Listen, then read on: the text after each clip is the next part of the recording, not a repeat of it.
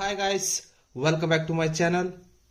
English Excellent Short Hand Classes ಗೆ welcome. ಇನ್ನೂ ಕೂಡ ಯಾರೆಲ್ಲ ಸಬ್ಸ್ಕ್ರೈಬ್ ಆಗಿಲ್ಲ ಅಂದ್ರೆ ಪ್ಲೀಸ್ ಸಬ್ಸ್ಕ್ರೈಬ್ ಆಗ್ರಿ. ಹಾಗೆ ಲೈಕ್ ಬಟನ್ ಕಾಣಿಸ್ತಾ ಇರುತ್ತೆ, ಲೈಕ್ ಮಾಡ್ರಿ. ನೀವು ಲೈಕ್ ಮಾಡೋದ್ರಿಂದ ಏನೂ ಕೂಡ ಕಳ್ಕೊಳ್ಳಲ್ಲ, ಅದರಿಂದ ನಿಮ್ಗೆ ಬೆನಿಫಿಟ್ಸ್ ಸಿಗ್ತಾ ಹೋಗುತ್ತೆ. ಅದಕ್ಕೋಸ್ಕರನೇ ಸಬ್ಸ್ಕ್ರೈಬ್ ಆಗ್ರಿ, ಹಾಗೆ ಲೈಕ್ ಬಟನ್ ಕಾಣಿಸ್ತಾ ಇರುತ್ತೆ, ಲೈಕ್ ಮಾಡ್ರಿ. ಲೈಕ್ ಮಾಡಿದ್ರಾ? ಬನ್ನಿ ಈಗ ಒಂದೊಂದಾಗಿ ನೋಡ್ತಾ ಹೋಗೋಣ. ಈಗ ಲೀಗಲ್ ವರ್ಡ್ಸ್ ಗಳ ಔಟ್ಲೈನ್ಸ್ ಅನ್ನ ಯಾವ ರೀತಿಯಾಗಿ ಬರ್ಕೋಬೇಕು ಅನ್ನೋದನ್ನ ಈ ಒಂದು ವಿಡಿಯೋದಲ್ಲಿ ಕ್ಲೀನ್ ಆಗಿ ಹೇಳ್ಕೊಡ್ತಾ ಬರ್ತೀನಿ. ನೀವು ಕೂಡ ಕಲಿತಾ ಬರ್ರಿ, ನೀವು ಕೂಡ ಎಕ್ಸಲೆಂಟ್ ಆಗ್ಬೋದು. ಓಕೆನಾ? ಒಂದೊಂದಾಗಿ ಈಗ ನೋಡ್ತಾ ಹೋಗೋಣ. ಹೈಕೋರ್ಟ್ ಅನ್ನೋದನ್ನ ನಾವು ಯಾವ ರೀತಿಯಾಗಿ ಔಟ್ಲೈನ್ಸ್ ಅನ್ನ ಬರ್ಕೋಬೇಕು.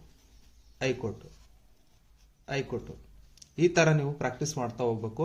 ಡೈಲಿ ಒಂದು ಫ್ರೇಸಸ್ ಅನ್ನ ನೀವು 5 ರಿಂದ 6 ಲೈನ್ ಪ್ರಾಕ್ಟೀಸ್ ಮಾಡ್ತಾ ಹೋದ್ರೆ ನಿಮ್ಮ ಈ ಒಂದು ಸ್ಟೆನೋಗ್ರಫಿ ಇಂಪ್ರೂವ್ ಆಗ್ತಾ ಹೋಗುತ್ತೆ. ಡೇ ಬೈ ಡೇ ಇಂಪ್ರೂವ್ ಆಗ್ತಾ ಹೋಗುತ್ತೆ. ಅದನ್ನ ಗಮನದಲ್ಲಿ ಇಟ್ಕೊಂಡು ನೀವೇನ್ ಮಾಡಬೇಕಾಗುತ್ತೆ? ಪ್ರಾಕ್ಟೀಸ್ ಮಾಡಬೇಕಾಗುತ್ತೆ. Supreme court, supreme court, supreme court ಈ ತರ ಪ್ರಾಕ್ಟೀಸ್ ಮಾಡ್ತಾ ಹೋಗ್ಬೇಕಾಗುತ್ತೆ.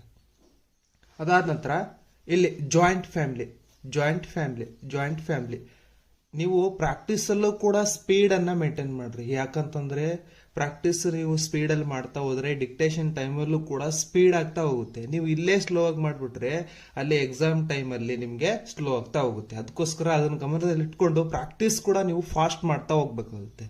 ಫಾಸ್ಟ್ ಮಾಡೋದ್ರಿಂದ ನಿಮಗೆ ಬೆನಿಫಿಟ್ ಜಾಸ್ತಿ ಆಗ್ತಾ ಹೋಗುತ್ತೆ. Next as you like, as you like, as you like ಈ ತರ ಫಾಸ್ಟ್ ಪ್ರಾಕ್ಟೀಸ್ ಮಾಡ್ತಾ ಹೋಗ್ಬೇಕಾಗುತ್ತೆ.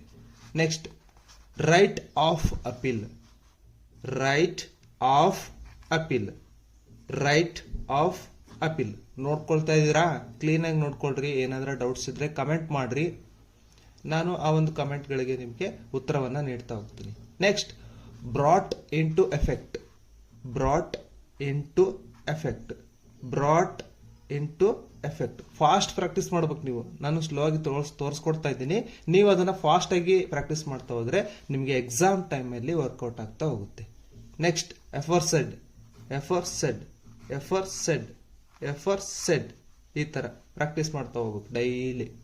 Next summon, summon, summon, summon, summon ಈ ತರ ಪ್ರಾಕ್ಟೀಸ್ ಮಾಡ್ತಾ ಹೋಗ್ಬೇಕಾಗುತ್ತೆ. ಈಗ PW1, PW1, PW2, PW3 ಈ ರೀತಿ ಪ್ರಾಕ್ಟೀಸ್ ಮಾಡ್ತಾ ಹೋದ್ರೆ ನಿಮ್ಗೆ ಈಸಿ ಆಗ್ತಾ ಹೋಗುತ್ತೆ. ನೆಕ್ಸ್ಟ್ ಲೀಗಲ್, ಲೀಗಲ್, ಲೀಗಲ್ ಇದನ್ನ ಸ್ವಲ್ಪ ಸ್ಪೀಡ್ ಆಗಿ ಪ್ರಾಕ್ಟೀಸ್ ಮಾಡ್ತಾ ಹೋಗ್ರಿ, ನಿಮ್ಗೆ ಯಾವಾಗ ವರ್ಕೌಟ್ ಆಗ್ತಾ ಹೋಗುತ್ತೆ.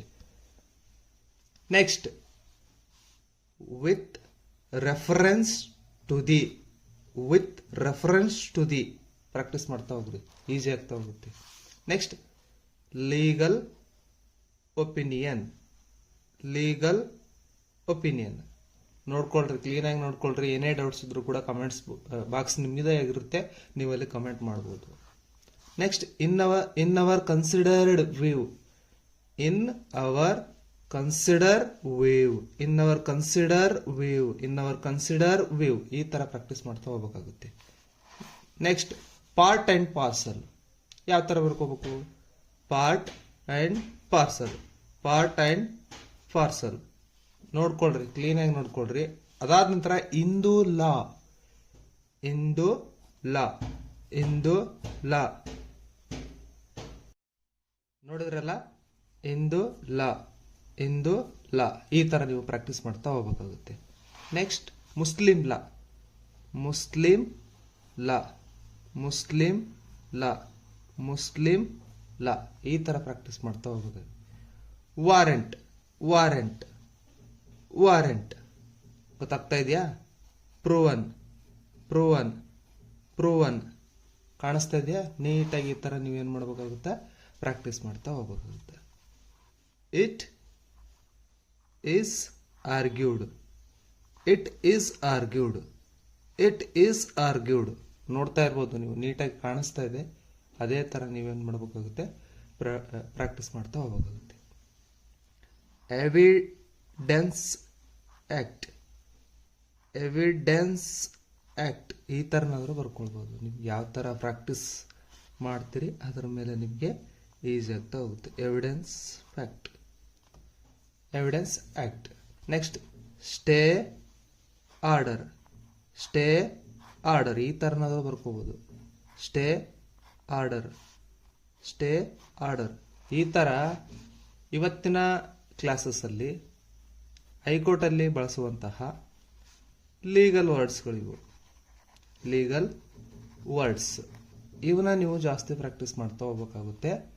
ಇವತ್ತಿನ ವಿಡಿಯೋದಲ್ಲಿ ನಾನು 21 ಲೀಗಲ್ ವರ್ಡ್ಸ್ಗಳ ಔಟ್ಲೈನ್ಸ್ ಅನ್ನು ಹೇಳ್ಕೊಟ್ಟಿದ್ದೀನಿ. ಔಟ್ಲೈನ್ಸ್ ಅನ್ನು ಹೇಳ್ಕೊಟ್ಟಿದ್ದೀನಿ. ಈ ಒಂದು ವಿಡಿಯೋವನ್ನು ನಿಮ್ಮ ಸ್ನೇಹಿತರಿಗೆ ಮತ್ತು ನಿಮ್ಮ ಫ್ಯಾಮಿಲಿಯವರಿಗೆ ಶೇರ್ ಮಾಡ್ತಾ ಹೋಗ್ರಿ. ಯಾಕಂದ್ರೆ ಅವರು ಕೂಡ ಈ ಒಂದು ಔಟ್ಲೈನ್ಸ್ ಅನ್ನ ಕಲ್ತ್ಕೊಂಡು ಯಾವುದಾದ್ರೂ ಒಂದು ಕಡೆ ನೌಕರಿಯನ್ನ ಪಡ್ಕೊಳ್ಳಿ ಅನ್ನುವ ಉದ್ದೇಶ ಇರ್ಬೇಕು ಎಲ್ಲರಿಗೂ ಕೂಡ. ನೀವು ಒಂದೇ ನೌಕರಿ ತಗೋಬೇಕು ಅನ್ನೋ ಮನಸ್ಥಿತಿ ಇರಬಾರ್ದು. ಯಾಕಂದ್ರೆ ಆವಾಗ ದೇವರು ಕೂಡ ನಿಮಗೆ ಕೊಡೋದು ಚಾನ್ಸಸ್ ಕಡಿಮೆ ಆಗ್ತಾ ಹೋಗುತ್ತೆ. ನನ್ನ ಜೊತೆ ಒಂದು 4 ಜನ ಕೂಡ ಬೆಳಿಲಿ ಅನ್ನೋ ಮನೋಭಾವ ನಿಮ್ಮ ಹತ್ರ ಇರಬೇಕಾಗುತ್ತೆ. ಆಗ ದೇವರು ನಿಮಗೆ ಈ ತರವಾದ ಸಹಾಯವನ್ನ ಮಾಡ್ತಾ ಹೋಗ್ತಾನೆ.